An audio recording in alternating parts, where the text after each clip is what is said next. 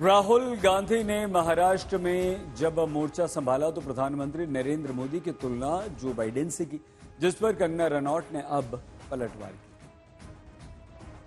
मेरी बहन मुझे बता रही थी कि उन्होंने मोदी जी का भाषण सुना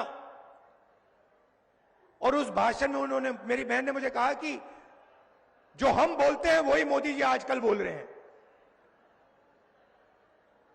पता नहीं, शायद मेमोरी लॉस हो गया है।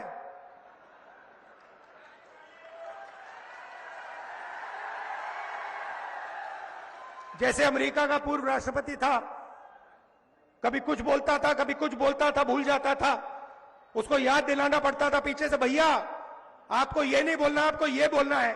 अगर आप प्रधानमंत्री जी का भाषण सुनेंगे 1 घंटा, वो कभी पेपर नहीं देखते हैं। वो राहुल जी को एक मिनट के लिए भी छोटे छोटे चिट्स जो है वो उनको देने पड़ते हैं, नहीं तो वो बात नहीं कर सकते। 1 मिनट बात नहीं कर सकते हैं राहुल गांधी।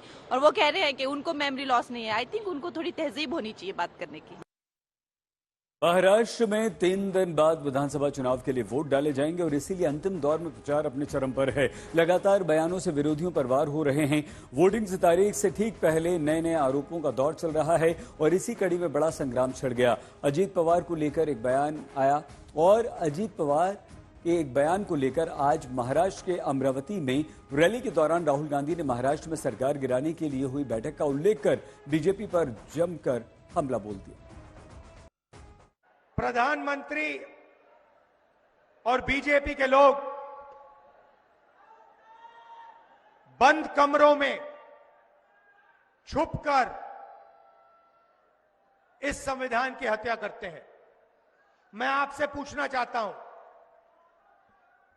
जब महाराष्ट्र की जनता से उनकी सरकार चोरी की गई, जिस मीटिंग में अदानी जी बैठे थे, अमित शाह जी बैठे थे, जो सरकार चोरी करने की मीटिंग थी, जिस मीटिंग में निर्णय लिया गया था कि एमएलएस को खरीदा जाएगा, करोड़ों रुपए के लिए खरीदा जाएगा, क्या जब अमित शाह जी और बीजेपी के लोगों ने यह मीटिंग की, जब उन्होंने आपकी सरकार खरीद कर आपसे चोरी की, क्या वो संविधान की रक्षा कर रहे थे? वो सरकार धारावी के कारण चोरी की गई थी, क्योंकि बीजेपी के लोग नरेंद्र मोदी, अमित शाह धारावी की जमीन, महाराष्ट्र के गरीब लोगों की जमीन, 1 लाख करोड़ रुपए की जमीन अपने मित्र गौतम अदानी को देना चाहते थे।